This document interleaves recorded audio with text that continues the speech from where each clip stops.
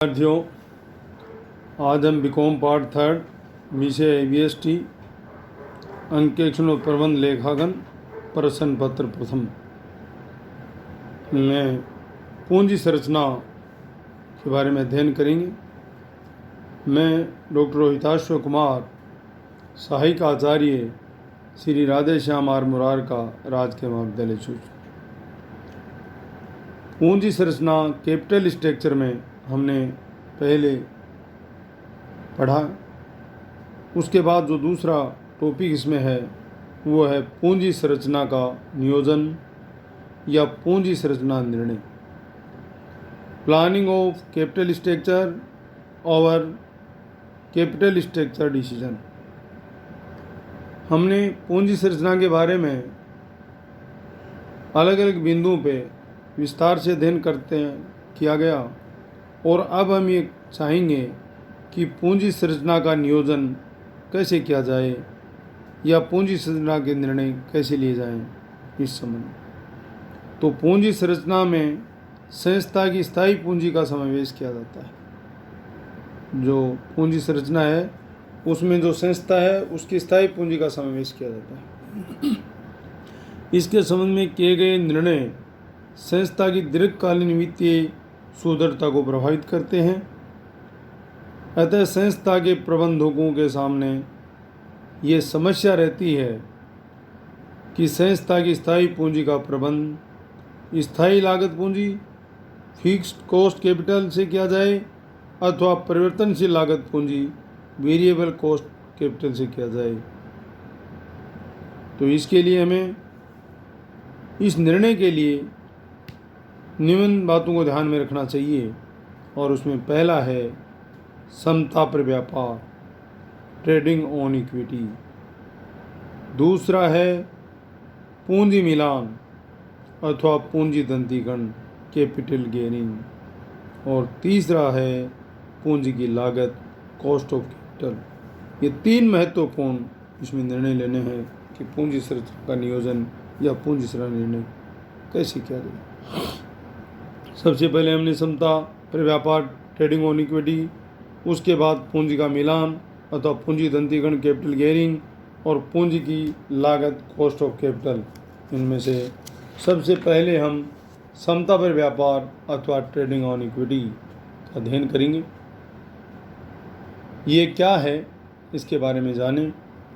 जब किसी व्यावसायिक संस्था में स्वामी पूंजी की अपेक्षा ऋण पूंजी के आधार पर व्यापार किया जाता है तो इसे समता पर व्यापार अथवा ट्रेडिंग ऑन इक्विटी के नाम से जाना जाता है।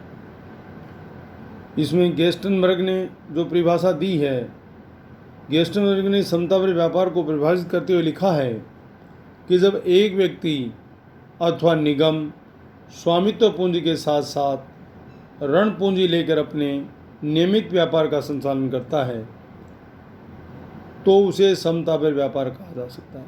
अर्थात व्यापारी अपनी जो पूंजी है उस पूंजी के खुद के स्वामित्व की जो पूंजी है उसके साथ साथ यदि ऋण पूंजी को अपने नियमित व्यापार में काम में लेता है और उससे व्यापार का संचालन करता है तो समता पर व्यापार कहलाता है। दूसरे वुथमैन व डुगुल के शब्दों में भी इसको परिभाषित किया है और उन्होंने कहा है कि एक फर्म के वित्तीय प्रबंधन हेतु स्थिर लागत पर ऋण कोषों का प्रयोग समता पर व्यापार कहलाता है। अर्थात वही बात है कि कोई भी फर्म हो, कंपनी हो, निगम हो, उनके वित्तीय प्रबंधन हेतु स्थिर लागत पर ऋण कोषों का प्रयोग किया जाता है तो समता पर व्यापार कहलाता है। इसको हम चार्ट द्वारा भी समझ सकते हैं और पूंजी संरचना का चार्ट में सबसे पहले है विनियोग निर्णय, इन्वेस्टमेंट डिसीजंस, कि सबसे पहले विनियोग करने के लिए हमें निर्णय लेना चाहिए। फिर उसके बाद वित्तीय निर्णय, फाइनेंसिंग डिसीजन, पहले इन्वेस्टमेंट का लें, फिर वित्त की व्यवस्था का लें और उसके बाद पूंजी संरचना निर्णय करें, कैपिटल स्ट्रक्चर डिसीजन कर लें। और जब कैपिटल स्ट्रक्चर डिसीजंस, पूंजी संरचना निर्णय हम लें तो इसको हम दो भागों में बांट सकते हैं। पहला है ऋण समता मिश्रण, डेब्ट इक्विटी मिक्स, अर्थात वित्तीय उत्तोलन, फाइनेंशियल लीवरेजेज, और दूसरा इसका है लाभांश निर्णय, डिविडेंड डिसीजन। इस प्रकार से अभी हमने चार्ट में पढ़ा कि पूंजी संरचना के लिए सबसे पहले विनियोग का निर्णय हो, उसके बाद वित्तीय निर्णय हो। पूंजी संरचना का जो निर्णय है उसको हमने दो भागों में बांटा, ऋण क्षमता मिश्रण या वित्तीय उत्तोलन कह सकते हैं, और दूसरा लाभांश का निर्णय। अब हम ऋण क्षमता मिश्रण को भी दो भागों में बांटते हैं। पहला है प्रति अंश आय पर प्रभाव, इफेक्ट ऑन ईपीएस, और दूसरा है जोखिम पर प्रभाव, इफेक्ट ऑन रिस्क।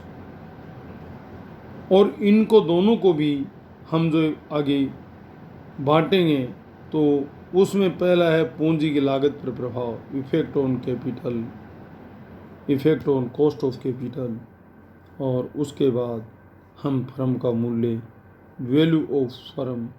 इस तरह से हम एक चार्ट के रूप में करेंगे और ये आदर्श पूंजी संरचना कहलाएगी। दूसरा, इसके बाद हम ये कहें कि यदि किसी संस्था के प्रबंधकों को इस बात का विश्वास हो कि संस्था ऋण पूंजी पर चुकाए जाने वाले ब्याज की तुलना में उसे अधिक आय अर्जित कर सकती है, तो निश्चित रूप से ऋण लेकर व्यापार करने की नीति अपनानी चाहिए। यदि व्यापारी को या प्रबंधक को ये रहे कि संस्था यदि ऋण पूंजी पर जो ब्याज चुकाया जाता है और उससे ब्याज चुकाने के बाद भी उसको आय होती है, आय अर्जित होती है, आय प्राप्त होती है, तो उसे निश्चित रूप से ऋण लेकर व्यापार करना चाहिए। ये नीति अपना सकती है और इस नीति के अपनाने से समता अंशधारियों की आय को बहुत अधिक बढ़ाया जा सकता है। परंतु समता पर व्यापार की नीति तभी अपनाई जा सकती है जब कंपनी को आय की स्थिरता तथा निश्चितता का विश्वास हो। गेस्टनबर्ग ने ठीक ही कहा है कि समता पर व्यापार मुख्यतः आय की स्थिरता व निश्चितता की परिसीमाओं से बंधा हुआ है। स्पष्ट है परिभाषा से कि समता पर व्यापार है वो आय की स्थिरता पर एवं निश्चितता की परिसीमाओं से बंधा हुआ है। और समता पर व्यापार के प्रकार, कितने प्रकार होते हैं? Type of trading on equity. इसमें दो प्रकार हैं। समता पर व्यापार दो प्रकार का होता है। पहला है अल्प या न्यून समता पर व्यापार, जब संस्था के कुल पूंजीकरण में साधारण अंश पूंजी की मात्रा ऋण पूंजी अथवा पूर्वाधिकार अंश पूंजी की अपेक्षा कम होती है, तो उस स्थिति में अल्प या न्यून समता पर व्यापार कहते हैं। अर्थात सीधी भाषा में हम कह सकते हैं कि संस्था की जो कुल पूंजी है उसमें साधारण अंश पूंजी, इक्विटी की जो मात्रा है वो ऋण पूंजी लोन के द्वारा ली हुई या प्रेफरेंस शेयर की पूंजी से कम होती है, तो उस स्थिति को हम अल्प या न्यून समता पर व्यापार कहते हैं। दूसरा है इसके विपरीत उच्च या सघन समता पर व्यापार। इसमें जब संस्था की कुल पूंजीकरण में साधारण अंश पूंजी की मात्रा ऋण पूंजी व पूर्वाधिकार अंश पूंजी की अपेक्षा अधिक होती है, तो उस स्थिति में उच्च या सघन समता व्यापार कहते हैं। अभी हमने अल्प या न्यून समता पर व्यापार की बात की, उसमें जो कुल पूंजी है उसमें ऋण पूंजी और पूर्वाधिकार अंश पूंजी की अपेक्षा साधारण अंश पूंजी की मात्रा बहुत कम होती है, तो इसे अल्प या न्यून समता व्यापार कहते हैं। और जब इसमें अधिक मात्रा होती है साधारण अंश पूंजी की ऋण पूंजी और पूर्वाधिकार अंशों से, तो इसको हम उच्च या सघन समता व्यापार कहते हैं। अब इसमें समता पर व्यापार नीति की उद्देश्य, ऑब्जेक्ट्स क्या होने चाहिए उसके बारे में जानें। तो समता पर व्यापार नीति निम्न उद्देश्यों को प्राप्त करने के लिए अपनाई जा सकती है। पहला उसमें है न्यूनतम स्वामित्व पूंजी के सहारे व्यवसाय संचालित कर यथासंभव अधिकतम ऋण लेकर वित्तीय संसाधनों को नियंत्रित करना, अर्थात न्यूनतम स्वामित्व पूंजी के सहारे जब व्यापार का संचालन किया जाता है और उसमें अधिक से अधिक ऋण लेकर वित्तीय साधनों को नियमित करना है, पहला ये उद्देश्य है उसका। दूसरा है साधारण अंश पूंजी पर दी जाने वाली लाभांश की दर में वृद्धि करना। साधारण अंश पूंजी इक्विटी शेयर्स पर जो लाभांश की दर दी है उसको बढ़ाने के लिए, उसको वृद्धि करने के लिए इसको समतापरी व्यापार नीति को अपनाया जा सकता है। और तीसरा इसमें है व्यवसाय का नियंत्रण स्वयं के या एक वर्ग विशेष के हाथों में केंद्रित रखना। ये तीन इसके मूल उद्देश्य हैं। और इसके आगे हम समतापरी व्यापार की नीति का महत्व समझें, इसका क्या महत्व है, उस महत्व के बारे में अध्ययन करें। तो समतापरी व्यापार नीति का महत्व जो है कि समतापरी व्यापार की नीति में सबसे बड़ा लाभ यह है कि पूंजी संरचना में निधिबद्ध चरणों का एक आधार है तथा इस नीति के अनुसार कार्य करने से संस्था को अधिक आय प्राप्त होती है, जिससे साधारण अंशों पर लाभांश दर में वृद्धि हो जाती है। जैसा कि हमने इनके उद्देश्यों में पढ़ा कि साधारण पूंजी पर दी जाने वाली लाभांश की दर की वृद्धि के लिए इसको अपनाया जाता है, अर्थात साधारण अंशों पर ऊंची लाभांश दर से होने से संस्था की ख्याति है, गुडविल है अथवा साख जो क्रेडिट है वो बढ़ जाती है तथा उसके अंशों का बाजार मूल्य में भी वृद्धि होती है। जब किसी संस्था या फर्म या कंपनी के अंश होंगे, उस कंपनी की ख्याति, गुडविल बढ़ती है, क्रेडिट बढ़ती है, उसकी साख बढ़ती है, तो उसके जो अंश हैं उनका बाजार मूल्य में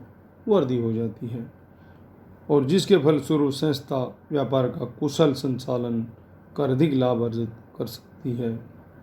लेकिन यह एक इस नीति का एक तरफा चित्र है, दूसरी तरफ भी इसका ध्यान रखना भी जरूरी है। कभी कभी संस्था को लाभ न हो अथवा लाभ बहुत कम हो तो ऐसी स्थिति में समस्त लाभ ऋणपत्रधारियों साधारण अंशों पर लाभांश घोषित करना सुमनी होगा, क्योंकि ऋणपत्रधारियों को ब्याज चुकाने में ही वो लाभ है वो पूरा हो जाता है, अर्थात समता अंशधारियों के लिए कुछ भी नहीं बचेगा और हमें साधारण अंशों पर लाभांश घोषित करना संभव नहीं, अर्थात हम ये कहें कि उसमें लाभ दिया जाना संभव नहीं, जिससे संस्था की साख में गिरावट आ जाएगी। जब साधारण अंशधारियों को लाभ नहीं मिलेगा, मार्केट में बातें आएंगी, तो उस समय संस्था की साख में गिरावट आ जाएगी और एवं साधारण अंशों का बाजार मूल्य भी गिर जाएगा। वस्तुतः समतापरी व्यापार की नीति उस समय तक ही लाभदायक होती है जब तक कि ऋण पूंजी पर दी जाने वाली ब्याज की दर की तुलना में अर्जित आय की दर अधिक हो। अर्थात हम ये कह सकते हैं कि इसका मेन जो महत्व है वो ये है कि जब हमें समतापरी व्यापार की नीति को अपनाते हैं और उस समय लाभदायक तभी होती है जब ऋण पूंजी को दी जाने वाली ब्याज की दर की तुलना में उसे इनकम अधिक हो, आय अधिक हो, जिससे कि सामान्य अंशों को भी लाभांश दिया जाए तभी उचित होती है। इस प्रकार से हमने इक्विटी पर व्यापार और उस संरचना के बारे में अध्ययन किया इसमें। धन्यवाद।